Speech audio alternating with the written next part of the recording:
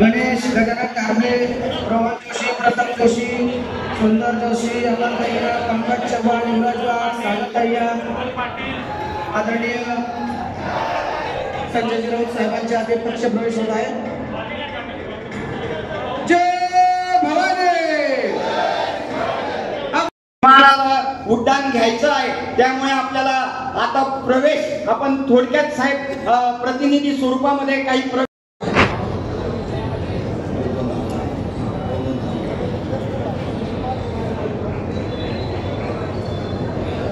मी पक्ष प्रवेशसाठी पूनम राजपूत,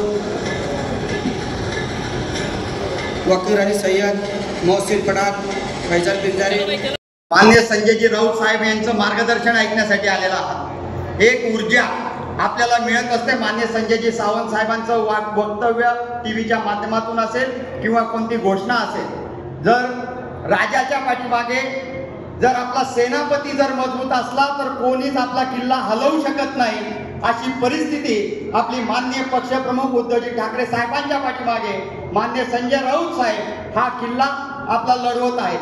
कितीने आपला गद्दार आपल्यातलं 40 गेलेत का आणि परत पुन्हा राष्ट्रवादीचे 40 गेले का, पण काही फरक पडलेला नाही. शिवसेनेवरती प्रेम करणारा आणि नितांत प्रेम करणारा शिवसैनिक हा मान्य पक्षप्रमुख उद्धवजी ठाकरे साहेबांच्या मार्गदर्शनाखाली असेल. मान्य आमचे नेते संजयजी राऊत साहेब असतील आणि जिल्ह्याला जी पकड आपल्याला 5 गद्दार आपल्या जिल्ह्यातनं गेले आणि त्यावेळेस जर मोठ बांधून ठेवली असेल संजय सावंत साहेबांनी, तर आपल्याला एकजुटीनं ती ताकद लढण्याची ताकद दिलेली आहे. नक्कीच येणारा काळ साहेब हा आम्ही ताकदीने लढू. इथं करण पवार आहेत, आम्ही लोकसभा लढलो, परंतु लोकसभेचं गणित वेगळं असतं साहेब. आतापर्यंतचा इतिहास आहे, लोकसभेत आम्ही विजय हा नक्की होता, परंतु जर पाहिलं तर आता बोललं तर ते त्याच्यावरती बोट ठेवलं जाईल. परंतु आमच्या सर्व पेट्या 99% बॅटरी चार्जिंग होत्या. प्रांताला मी स्वतः 10दा कंप्लेंट केली, तहसीलदाराला 10दा कंप्लेंट केली. बाजूच्या नाशिक असेल, बाजूचं धुळा असेल, 75 आणि 65 ह्या बॅटरीची लेव्हल होती साहेब. परंतु इथल्या प्रांतांना कंप्लेंट केल्यानंतर 99% का आम्हाला माहिती नाही, परंतु लोकांचा रोष होता या सरकारांवरती. परंतु जळगाव अपवाद का राहिलं? जळगाव जिल्हा या उत्तर महाराष्ट्रामध्ये 8 पैकी 6 जागा या सेनेच्या गेल्या आणि आम्ही आपल्या आशीर्वादाने, आपल्या सहकार्याने, जनतेच्या आशीर्वादाने पूर्ण ताकदीनिशी आम्ही सीट लढण्याचा प्रयत्न केला, पण कमी पडलो साहेब. आम्ही मान्य करू, पण येणाऱ्या काळामध्ये आम्ही शेतकऱ्यांचे प्रश्न असतील, विद्यार्थ्यांचे प्रश्न असतील. आज विद्यार्थी जडोगतीला लागलेले आहेत. मेडिकल कॉलेजच्या फी घ्या, जो गरीब विद्यार्थी 10-5 हजारामध्ये जो डॉक्टर व्हायचा, आज त्याला सुद्धा 15 लाख रुपयाची फी करणारं हे भाजपा सरकार आहे. त्यामुळे गरीब घरातला विद्यार्थी हा कधी डॉक्टर होऊ शकणार नाही, इंजिनियर होऊ शकणार नाही साहेब. आतापर्यंतचा जर आपण इतिहास पाहिला तर या अनुषंगाने आजपर्यंत आपण शिवसेनेच्या माध्यमातून 80% समाजकारण आणि 20% राजकारण आपण करत आहोत. येणाऱ्या काळामध्ये आपण संघटना ही मजबूतपणे आपण आपल्या आशीर्वादाने आम्ही बांधलेली आहे. येणारा काळ हा सुद्धा आपला आहे साहेब. आपण हात द्या, आम्ही लढू. एवढेच 2 शब्द बोलतो. कालपासून किंवा परवापासून मी संपूर्ण जिल्ह्यामध्ये फिरतो आहे. जिथे जिथे शिवसेनेचे आमदार होते त्या प्रत्येक मतदारसंघामध्ये शिवसेनेचे संवाद मेळावे झाले आणि या पाचोरा असेल, चाळीसगाव असेल, पारोळा असेल, जळगाव ग्रामीण असेल,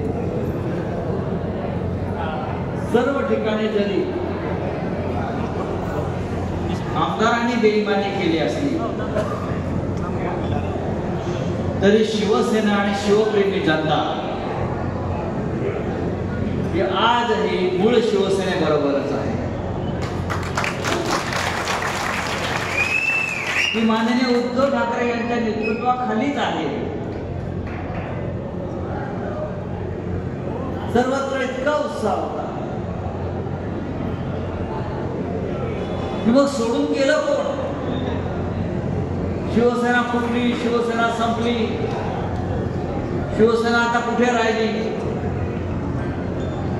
तो मिंदे हाच खरा शिवसेना प्रमुख, आम्ही सगळे खोटे.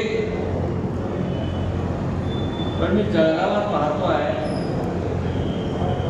की ज्या जळगावच्या जनतेनं हिंदुहृदय सम्राट शिवसेना प्रमुख बाळासाहेब ठाकरे यांच्यावरती विश्वास ठेवला, तो विश्वास आजही उद्धव ठाकरे यांच्यावर कायम आहे.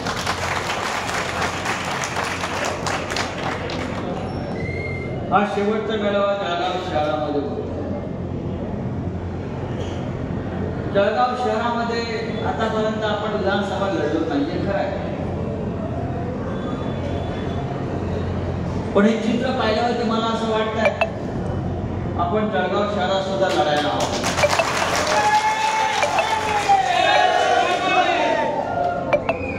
म्हणजे जवळजवळ सगळ्या मतदारसंघामध्ये आपण आमदार निवडून आणले. टपरीवाले आणले,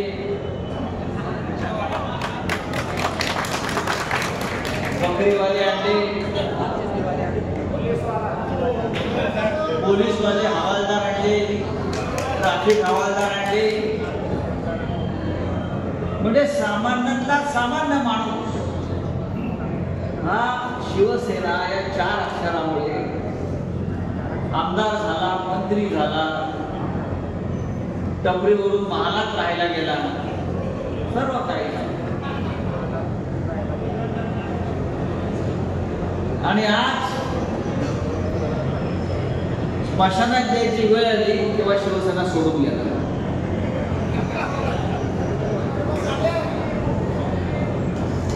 पण काय चिंता नाही. असे अनेक प्रसंग, असे अनेक संकट, असे अनेक भाव शिवसेनेने झेललेले. हे का पहिलं संकट नाही. हिंदुहृदय सम्राट शिवसेना प्रमुख बाळासाहेब ठाकरे एक अवतारी पुरुष होते. त्यांच्या पाठीवर इतके भाव लोकांनी घातले तरी ते डगमगले नाही. 55 वर्षापूर्वी त्यांनी शिवसेनेची स्थापना केली. 55 वर्षापूर्वी. आणि आज हा पक्ष हा देशातला सगळ्यात जुना आणि जाणता पक्ष आहे. त्या एकनाथ शिंदेना त्या चुनाव आयोगाने चिन्ह दिलं, पक्ष दिला, म्हणून पक्ष काही त्याचा होत नाही. या शिवसेनेची स्थापना झाली तेव्हा हे शिंदे माशे गोधळीमध्ये रांगत होते. 4 वर्षाचे होते. 4 वर्ष. आणि याच्या पक्षाचे मालक बाळासाहेब ठाकरे यांच्या, त्यांना लाज वाटली पाहिजे बोलायला. आमची शिवसेना करी, ही शिवसेना बाळासाहेब ठाकरेंची. ज्या शिवसेनेचं नेतृत्व उद्धव ठाकरे करतायत आणि आपण सगळे शिवसेनेच्या पाठीशी आज ठामपणे उभे आहात. जळगावची जनता शिवसैनिक हे पाहून मला खरोखर आपला गर्व वाटतो, आनंद. आज राज्यातलं वातावरण काय अत्यंत गंभीर आहे. उद्या आपण महाराष्ट्र बंद पुकारला. का पुकारला होता महाराष्ट्र बंद? ज्या पद्धतीनं महाराष्ट्रात आपल्या बहिणींवर, मुलींवर, माय भगिनींवर अत्याचार सुरू आहे. बदलापूरची घटना आपण पाहिली. 2 कोवळ्या मुलींवर ज्या प्रकारे अत्याचार झाला, तो अत्याचार दडपण्याचा प्रयत्न झाला. पोलिसांनी गुन्हा दाखल करायला नकार दिला. 10 तास त्या माऊलीला पोलीस स्टेशनला बसवून ठेवलं. आणि त्यानंतर बदलापूर ठाण्यातली जनता लाखोच्या संख्येनं रस्त्यावर उतरली. 72 तास मुंबईची रेल्वे बंद होती, मुंबई बंद होती. हा जनतेचा उद्रेक आहे. आणि मुख्यमंत्री गृहमंत्री म्हणतात हे विरोधकांचं कारस्थान आहे. हे विरोधकांचं कारस्थान.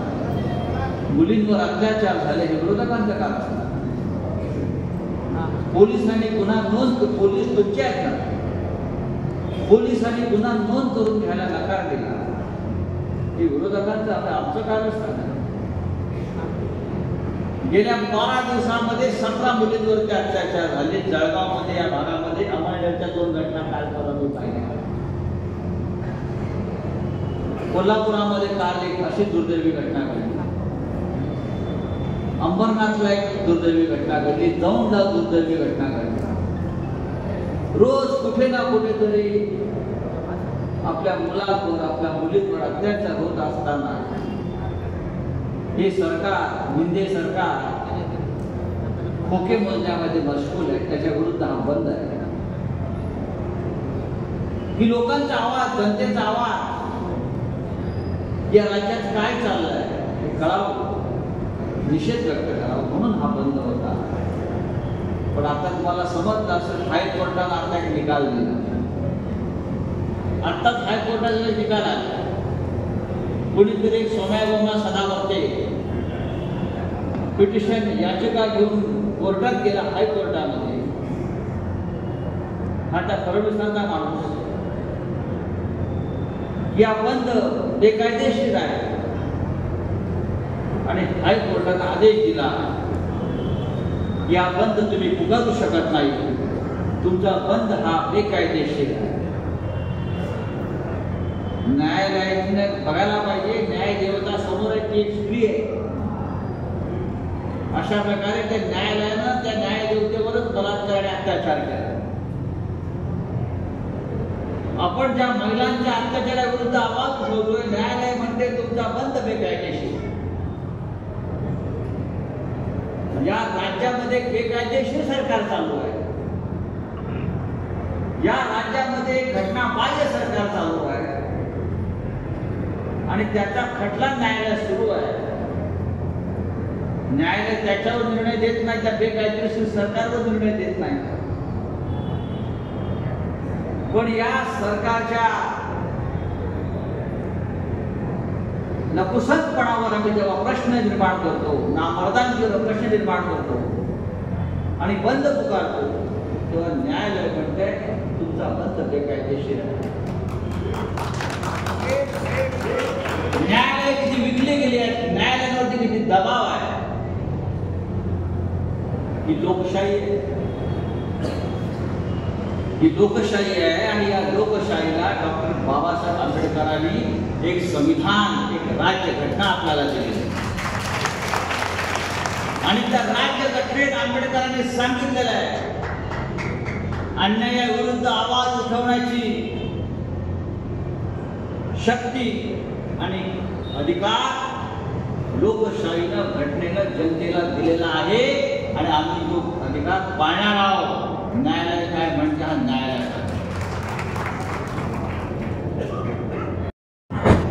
अन्यायाविरुद्ध आवाज उठवणं या देशामध्ये, या राज्यामध्ये बेकायदेशीर असेल, मग 40 आमदार एकाच वेळेला गद्दारी करतात, एका पक्षाच्या तिकिटावर निवडून येतात, कोणी राष्ट्रवादीच्या तिकिटावर निवडून येतं, कोणी शिवसेनेच्या तिकिटावर निवडून येतं, कारखान्यावर चालतात. आम्ही जातो, कोर्टात उभे राहतो, न्यायालयाला विनंती करतो मुख्य न्यायाधीशांना, मुख्य न्यायाधीश पुढली तारीख देतात. एक बेकायदेशीर सरकारला आपण प्रोटेक्शन देतात आणि दुसऱ्या बाजूला या राज्यामध्ये आम्ही अन्याय, अत्याचार, बलात्काराविरुद्ध उभे राहिलो तर तुमच्या शिंदे सरकारला वाचवण्यासाठी तुम्ही त्या बलात्काराच्या मागे हे न्यायालय उभं राहिलं असेल तर आपल्याला हे राज्य उद्धव टाकावं लागेल, हे सरकार बदलावं लागेल. आपल्या राज्यावरती जी वेळ आलेली आहे ही या 40 गद्दारांमुळे आली. या महाराष्ट्राचं उत्तर चाललं. आपण सगळे तसे खुश होतो. माननीय उद्धव ठाकरे राज्याचे मुख्यमंत्री होते. 3 पक्षांचं सरकार सुरू होतं. अनेक संकट या काळामध्ये महाराष्ट्रावर आपल्यावर आली. कोरोनासारखं संकट आलं, अख्ख्या जगावर संकट आलं, आपल्या देशावर सगळ्यात मोठं संकट आलं. पण लक्षात घेतलं पाहिजे तुम्ही, उद्धव ठाकरे फक्त तेव्हा मुख्यमंत्री म्हणून काम करत नव्हते, तर आपल्या कुटुंबाचे प्रमुख, आपल्या कुटुंबाचे घटक म्हणून काम करत होते. आणि त्यांनी आपल्या सगळ्यांनी त्या नात्याची काळजी घेतली. त्या उत्तर प्रदेशमध्ये योगीच्या राज्यामध्ये आज जी महाराष्ट्रात लूट चाललेली आहे, सर्वस्व त्यांना महाराष्ट्र लुटायचा आहे. पण जोपर्यंत उद्धव ठाकरे मुख्यमंत्री आहे, जोपर्यंत शिवसेना इथे मजबूतीने उभी आहे, तोपर्यंत त्यांना महाराष्ट्रावर अशा प्रकारे लूट आणि दरोडा टाकता येणार नव्हता. म्हणून शिवसेना कोणत्याचं कारस्थान या दिल्ली मधल्या गुजरातच्या व्यापाऱ्यांनी केलं आणि आपली शिवसेना खतम करण्याचा प्रयत्न केला. पण त्यांच्या छाताळावर पाय रोवून आपण लोकसभेच्या निवडणुका जिंकून दाखवल्या. ही शिवसेना अशी सापडणार नाही. नरेंद्र मोदी निवडणुकीच्या आधी 400 पार, अब की बार 400 पार, 250 पण जागा त्यांना मिळाल्या नाही. बहुमत गमावलं या माणसानं. आणि त्याचं बहुमत कमी करण्याचं काम जर कोणी केलं असेल तर ते आपल्या महाराष्ट्राने केलेलं आहे. महाराष्ट्रामध्ये आपण त्या महायुतीचा, त्या मिंदेचा, त्या अजित पवारांचा, त्या देवेंद्र फडणवीसचा दारुण पराभव केला. उत्तर प्रदेश आणि महाराष्ट्रानं नरेंद्र मोदीचा 400 पारला ब्रेक लावला आणि म्हणून आज त्यांचं डोकं थोडं तरी ठिकाणावर आहे. आता आपल्या सगळ्यांवरती बुलडोजर फिरवून आपल्याला खतम करून टाकला. त्याच्यामुळे त्यांना मी सांगू इच्छितो की या महाराष्ट्राची जनता फार शहाणी. या महाराष्ट्रात छत्रपती शिवाजी महाराज जन्माला आलेले आहेत. लक्षात घ्या, औरंगजेब गुजरातला जन्माला, इथे छत्रपती शिवाजी महाराज जन्म. आणि त्या छत्रपतीच्या मातीमध्ये तुम्हाला आम्हाला अशा तऱ्हेने संपवता येणार नाही. याद राखा. परवा येत आहे 25 तारखेला येत आहेत नाही. कशाला येत आहे?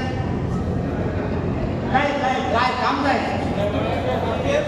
काय जमिनी बिमिनी कुठल्या विकायच्या आहेत का बघा. काय लखपती दिदी करणार आहे, लखपती दिदी करणार आहे. 1500 रुपये बँकेत टाकून तेवढे लखपती होत. अरे 15 लाखाचा वायदा तुम्ही केला होता. त्यांना विचारलं प्रधानमंत्र्याला, मोदी जी आपने तो 15 लाख रुपए देने का वादा किया था और 1500 में हमको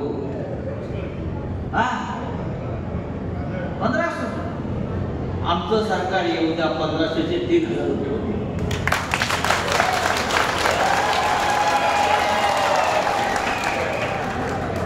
येऊ द्या आपलं सरकार 3000 रुपये. अरे 1500 हा काय आकडा? सिलेंडर 1400 रुपये. सिलेंडर 1400 रुपये. जाऊन बघा बाजारात 1500 रुपये 5 मिनिटात. किराणाला गेला तर 1500 काय 2000चं बिल होत आहे. आणि तो आमच्या तोंडावर, आमच्या बहिणींच्या तोंडावर 1500 रुपये मारून तुम्ही त्यांची मतं विकत घेत. महिलांना संरक्षण नाही त्याच्यावर बोलत, महिलांवर अत्याचार होतात त्याच्यावर बोलत. या राज्यामध्ये कोण सुखी? शेतकरी नाही. कापूस पिकवणारा शेतकरी सुखी नाही. सफरचंद मोसंबी पिकवणारा शेतकरी सुखी नाही. द्राक्ष पिकवणारा सुखी नाही. ऊस पिकवणारा सुखी नाही. दूध उत्पादन करणारा सुखी नाही. कोणाला भाव नाही. भाव कोणाला आहे? भाव फक्त अडाणीला आहे, अंबानीला आहे. 5000 कोटीचं लग्न या देशामध्ये 5000 कोटीचं लग्न होतं. लक्षात घ्या. आणि आमचा शेतकरी त्या आत्महत्या करतो. उत्तर महाराष्ट्रात सगळ्यात जास्त आत्महत्या होतात. विचारायचा प्रधानमंत्र्याला प्रश्न विचारा, पत्रकारांनी प्रश्न विचारावा. पण पत्रकारांच्या समोर जायला जर कोणी या जगात घाबरत असेल तर ते नरेंद्र मोदी. नरेंद्र मोदी हा पत्रकारांसमोर कधीच न गेलेला पंतप्रधान. राहुल गांधी जातात, इंदिरा गांधी जात होत्या, मनमोहन सिंग जात होते, जो बायडन जातो, ट्रम्प जातो, पुतीन जातो. पण हे विश्वगुरु आपले, जगाचे विश्वगुरु हे पत्रकारांच्या प्रश्नांना उत्तर देत नाही. कारण ते जे भाषण करतात असं समोर त्याचं जो स्क्रीन येतो ते बघून भाषण करतात. ते भाषण कुठलं लाईट गेली का भाषण संपलं. कनेक्शन कुठलं खालून कनेक्शन चुकून कुठलं कोणाचा पाय पडला भाषण खाला खतम. म्हणजे महाराष्ट्रावर बोलायचं असेल राजस्थानवर जातात. असे आमचे पंतप्रधान आहेत. आज सकाळी बघितलं कुठे होते तर पोलंडला. काय तुमचं काम आहे पोलंड? तिथून जाणार युक्रेनला युद्ध थांबवायला. पुतीन रशियाला जाऊन आले. या देशामध्ये एवढे प्रश्न आहेत, तितके प्रश्न आहेत. मणिपूर पासून जम्मू काश्मीर पर्यंत, महाराष्ट्रापासून हरियाणापर्यंत. जरा त्याच्यावर बोला माणूस, पण त्याच्यावर बोलायचं नाही. कोणत्याही प्रश्नाला हात घालायचा नाही. जगात राहायचं. एक 20,000 कोटीचं विमान घेतलं, 20,000 कोटी. Air India one. त्या विमानामध्ये सगळे आय्याशीच्या गोष्टी आहेत. बेडरूम आहे, अमुक आहे.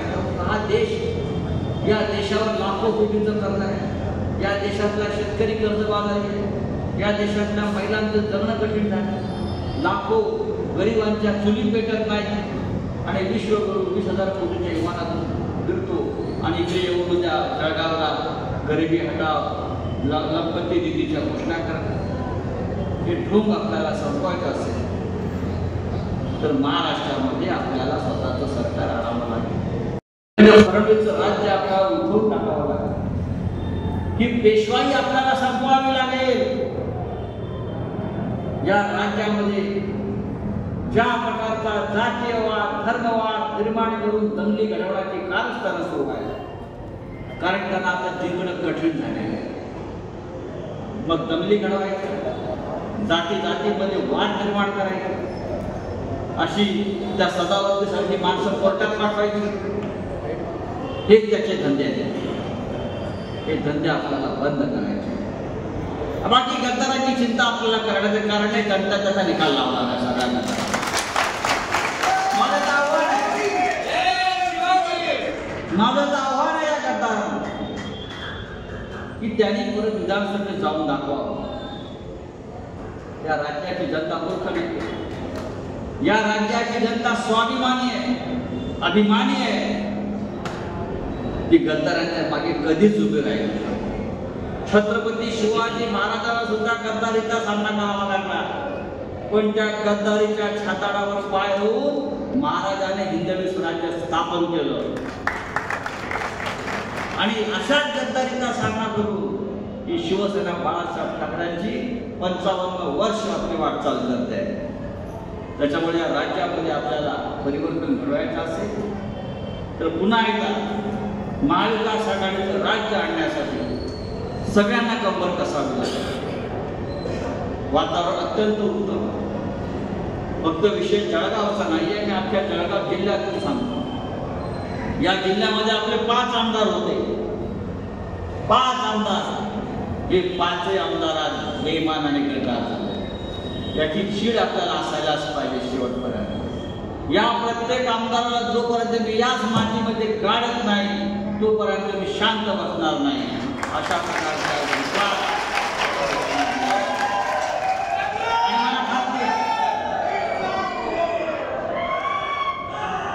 हे 50 टोके हीच त्यांच्या सरणावरची लाकड बांधली पाहिजे.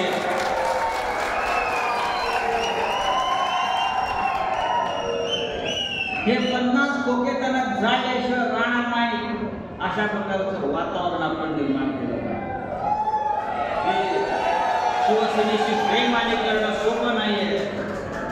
आज आमच्या मिठात, आमच्या अन्नामध्ये विष घालवायचं आणि तुम्ही राज्य करायचं हे नरेंद्र मोदी आणि अमित शहाला आम्हाला सांगायचं आहे की या महाराष्ट्राच्या अन्नामध्ये विष घालवा तर तुम्हाला सुद्धा त्याच पद्धतीनं आम्हाला जबाब द्यावा लागेल.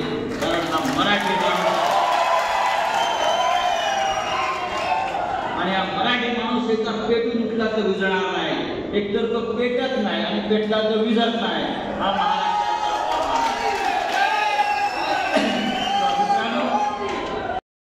दिसतोय तो फक्त घोषणांपुरता नको, मैदानात लढावं लागतं. शिवाजी महाराज दुसऱ्याच्या घरात जन्माला आलेले आपल्याला सांगतात आपल्या घरात नको चालणार नाही. आपल्या घरात सुद्धा छत्रपती शिवाजी महाराजांचा वारसा